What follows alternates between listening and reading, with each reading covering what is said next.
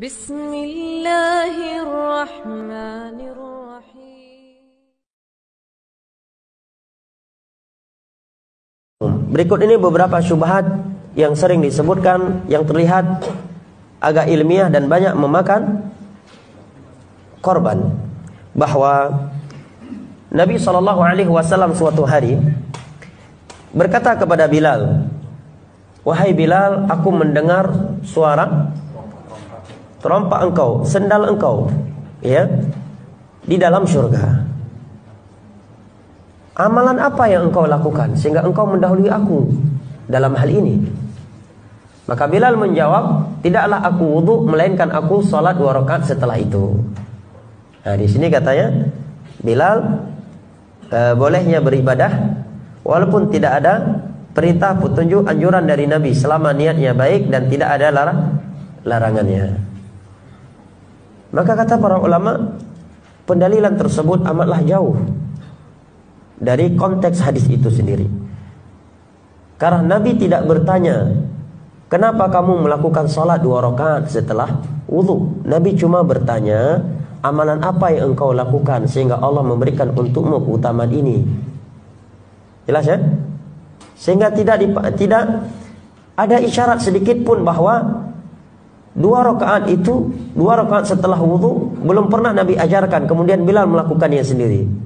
Ya, jelas ya? Bahkan kalau kita lihat kepada hadis-hadis yang lainnya, Nabi telah menganjurkan salat 2 rakaat setelah wudu. Seperti dalam hadis Utsman bin Affan dan yang diriwayatkan oleh Al-Imam Al-Bukhari dan Muslim.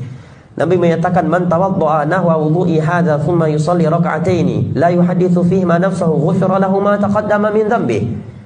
Barang siapa yang berwudu dengan seperti wuduku ini, kata Nabi, kemudian dia salat 2 rakaat dengan khusyuk, maka akan Allah ampuni seluruh dosa-dosa yang telah berlalu.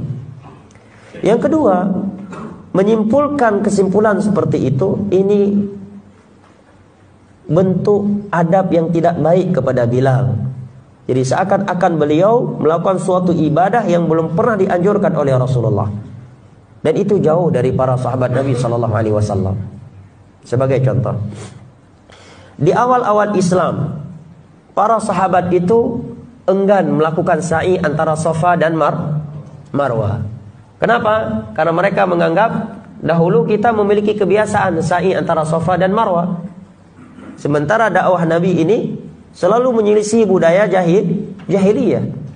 Begitu mereka pergi haji atau umrah di awal-awal Islam, agak merasa berat ingin melakukan ibadah sa'i dan antara Safa dan Marwah, sampai turun firman Allah Jalla wa Ala, "Inna Safa wal Marwata min sya'airillah, faman hajjal baita aw i'tamara fala junaha alaihi an yattawafa bihima." Setelah itu baru para sahabat melakukan sa'i antara Safa dan Marwah. Ini menerangkan kepada kita bahwa para sahabat Nabi itu adalah orang yang paling tidak berani melakukan suatu ibadah sebelum mendapatkan anjuran atau petunjuk dari Allah dan Rasulnya. Jelas? Taib. Kemudian andai kata pun kita mengalah, anggaplah Bilal melakukannya sebelum mengetahuinya dari Nabi, maka kita katakan setelah itu Nabi mengikrarkannya, ya kan, membenarkannya, maka sudah menjadi hadis. Karena definisi hadis itu, kata Imam Ibnu Hajar dalam kitabnya Nukhbatul Fikr dengan syarahnya Nuzhatun Nazar, ma udhifa ila Nabi sallallahu alaihi wasallam min qaulin aw fi'lin aw taqririn aw sifatin khuluqiyatin aw khalqiyyah. Sesuatu yang dinisbatkan kepada Nabi berupa ucapan, perbuatan, takrir, ikrar, atau sifat beliau yang berkaitan dengan postur tubuh atau akhlaknya. Nah, coba sekarang buktikan ibadah yang saudara lakukan saat ini yang belum ada di masa Nabi, adakah dalil bahwa Nabi pernah mengikrarkannya? Ya, jelas ya?